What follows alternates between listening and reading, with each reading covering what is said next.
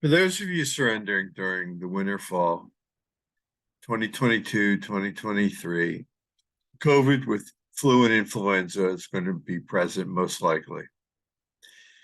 Just find out specifically what to expect at your prison facility. Go to bop.gov and then go to their site where you can seek COVID current modified operation levels and then look specifically for your prison. We'll do that a little bit later. We can all remember back to 2020, where the world was caught by surprise and isolation, masks, and vaccines managed to control us.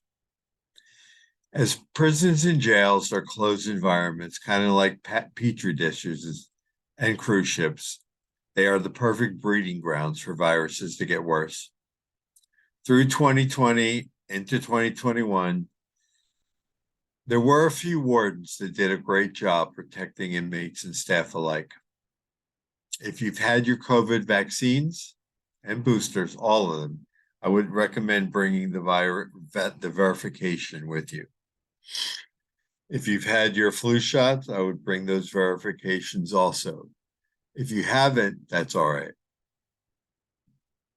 Should you get there and there be virus and flu, COVID becoming more severe and your warden you feel is overly cautious, I would be generous to him actually grateful, because being overly cautious is better than not being cautious at all. So I would err with your warden at that point. I cannot tell you if you're going to be put into isolation as of this recording on December 12, December 13 in 2022. It may or may not be necessary. Hello and welcome. My name is Marc Blatstein, and I'm the physician who founded and created Physician Presentence Report Service. My focus is always going to be on preparation, self-advocacy, and reentry planning, which is what judges and the head of the probation department for the Federal Bureau of Prison also wants to hear. Learn from my mistakes so you don't have to make yours. I've been in practice for over 30 years, which was unfortunately interrupted by an early 6 a.m. knock at my front door, which is probably what all of you have been through at one point. And then again, a second visit at 8 a.m. at my practice, which interrupted my staff and patients alike, all for a problem I created. As a result, I pled guilty to a felony, was convicted of a federal white-collar crime, and was sentenced to time in the Federal Bureau of Prisons. After my release and several years of hard work, my license was restored in full in the BOP in 2010. Around that time, I chose to use my skills in medicine, my understanding of the BOP, and to assist those of you who, like me, found themselves facing our criminal justice system. While I found myself totally unprepared, I made it a point to provide you with the resources so that you will be prepared. Because in prison, it's life, preparation is survival. While your stay in prison will be temporary and at times uncomfortable and likely a bit unnerving, the goal is to stay productive and keep it as short as possible. So from here, not great. Let's see, fix that. We are going to go to my slide, which is here. I guess we do a presenter view.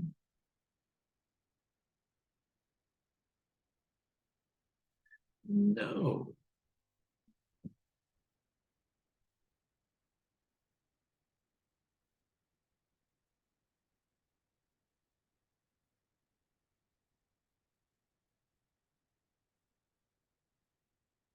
There we go. So as of 12/4, there was one facility, or rather 69 facilities at level 1, which is where you're masked. There was 24 facilities at level 2 and 4 facilities at level 3. Level 1 is pretty much at the lower end where you're just going to need masking and you're surrendered, and it's going to be at the lowest level. Level 4 requires a higher level of precaution using CDC guidelines.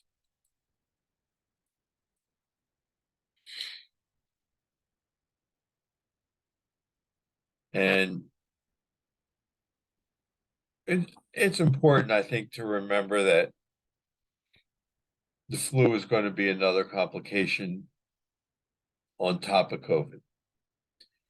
The wardens are responsible at their individual facilities for changing the levels from 1 to 2 to 3, which is why you're going to see across the country that these operational levels vary. And it's up to the warden, as this is part of their, as I said, responsibility. When you get into a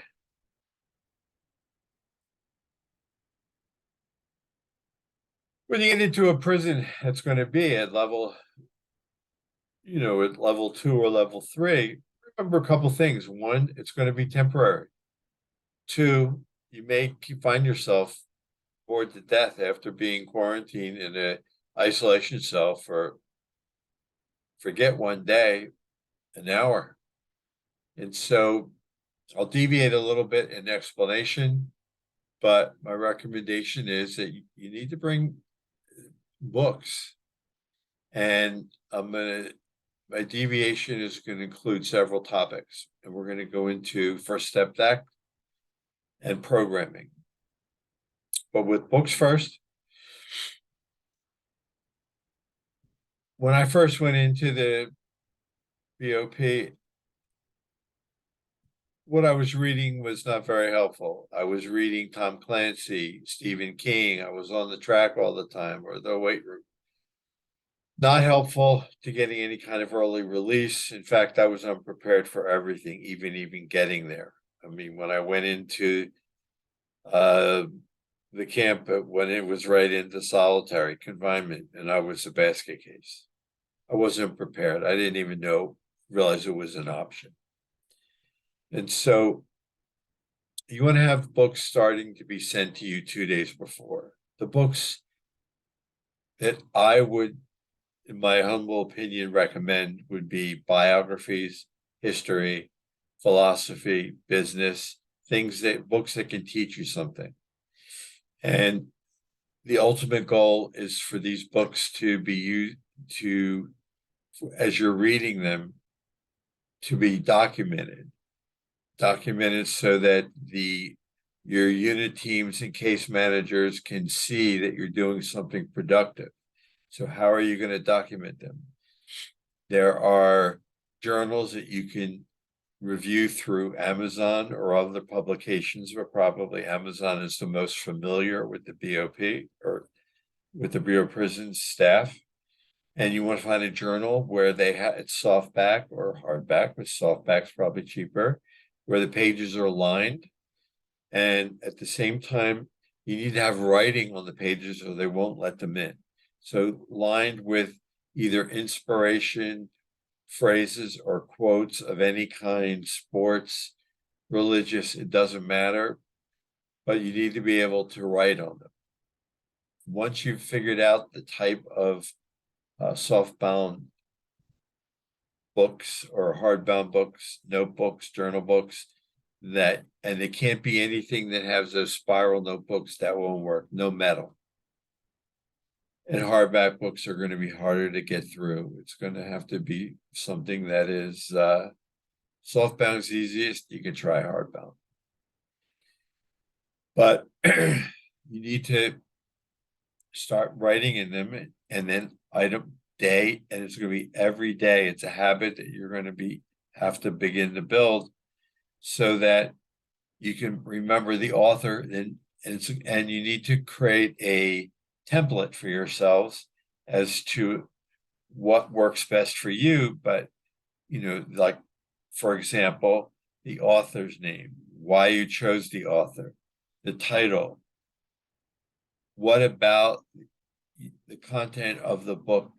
You found what you learned, and then what you can take from the content of the book to into your work life, family life upon release to help you, or while you're in prison to help you to grow. All of this is going to be important as you continually meet with your unit team and case managers, which are part of those that you meet that are going to be responsible for letting you work towards early release. At the same time, there are first step active, which you're going to entertain when you meet with the same unit team and case managers. When you meet with them, there is a survey that you need to be filled out, a Spark 13 survey that has to do with your criminogenic needs that's related to the First Step Act. And that when you take this, there'll be certain programs that the case manager will want you to take.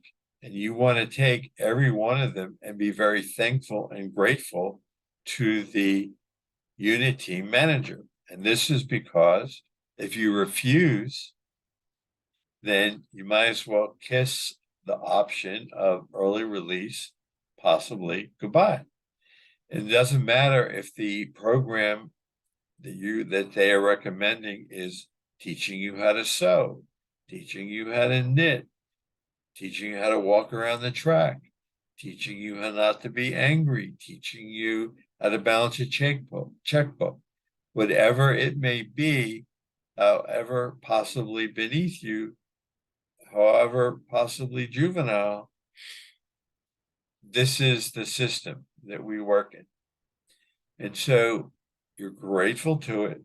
And then just as in books, you want to note in this same journal type document the day, date, and time that you took the class, who was teaching the class, how grateful you are to the person's name for that class, what you learned that day, because for a couple of reasons. You don't want to have to depend on the Behemoth Bureau of Prisons staff for remembering to say that you attended that class. Now you documented you did.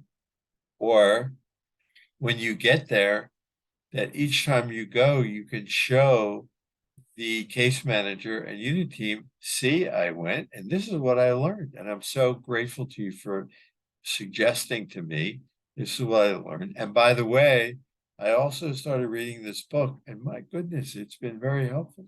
And I learned about this person, and he did this and this, and I can actually take this with me.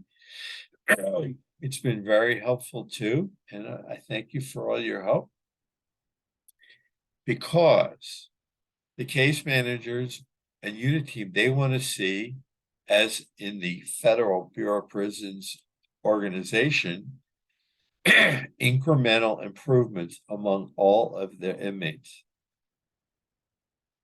all of the justice impacted persons, which is you and me. They want to see incremental improvement. And how they see incremental improvements is this way, is that over time, you'll be able to document that for them. And they'll be able to see it. And they may want to take a copy and show it to their supervisor, or tell their supervisor, and they'll tell their supervisor, and they may tell the warden, and the warden may tell the regional wardens, because it's pretty probably true that no one else is doing what you're doing. And that's going to set yourself apart. And that will make you more than a desirable person should a halfway house space open up for you to be a candidate for admittance to that particular space in the halfway house. And so that's why you want to go ahead and begin to build a habit, and for you to have a whole book list available for 2 books at a time to be sent. And you don't want to just rely on one person. If you have friends, family, for 2 books at a time to be sent, so they're all not sent to you at the same time, because they're just going to be refused, or you'll be penalized, or the money will come out of your account to return them. That you set up a schedule among family, friends, whomever, so that they come in on a regular basis that works for you and your, how fast you read. And now you've set a habit for yourself so that you are, in a routine of getting a job and working. And the habit is also reading these books, documenting what you're doing, taking the programs, document what you're doing, building a in the minds of your unit team and case managers that you are improving incrementally and that you are really serious and conscious about wanting to improve yourself while you're still in prison. And it's a big thing. At the same time, you understand the big picture. This is temporary. And you're now preparing for possibly 1 to 4 weeks in the zone. You may be bored, but now you've got books to read that you can learn from. And you've got this big list, and you've started to send it to yourself before you arrive. And you've got this preset schedule of friends and family, so that not one person has to pay for the entire thing. You're not in trouble because they're not coming all at once to you.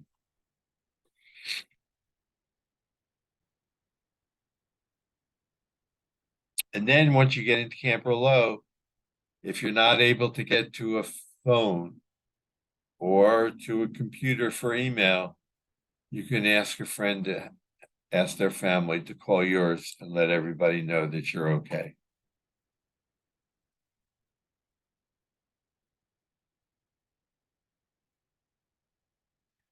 So in this sample, here we are. So now I'm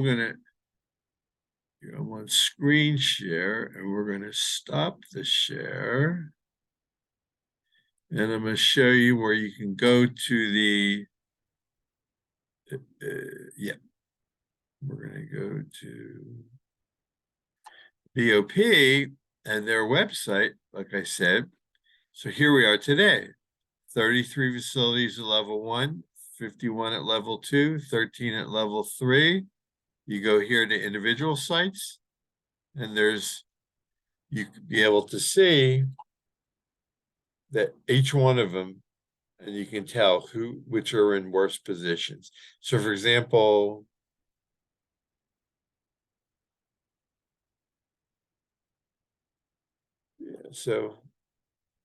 medical detention center, not a good place to be, level 3.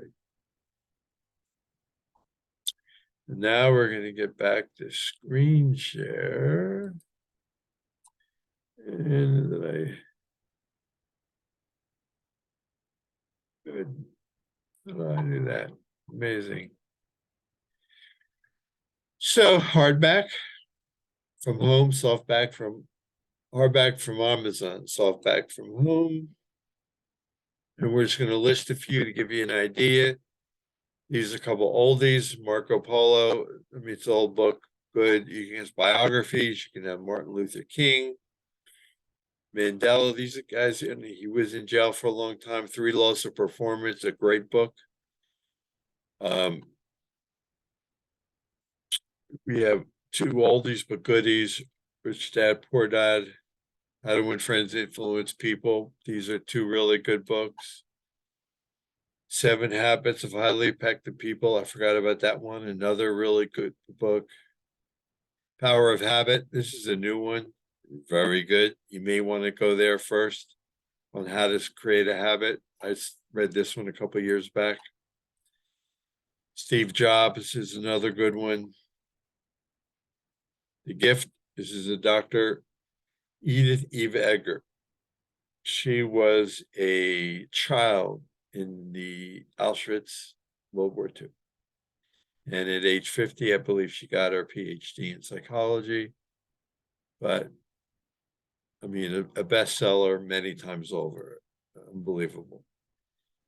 These are all just a good place to start, just giving you a general idea. So you see up here where there's 4, level 3. On the 4th of December, there's 13 on the 13th of December. You definitely have a choice. Preparation, self-advocacy, and reentry planning can lead to life after release successfully. I'm available for consultation. I appreciate you taking the time to look at this YouTube. No matter where you are in the process, there are things you can do to expedite yourself through the process. No physician or attorney or consultant can promise any outcome. On any given day, a judge has the option to make their decision for themselves. And the BOP might as well go to a casino. I mean, be prepared for disappointment. At the same time, if you can control what you do.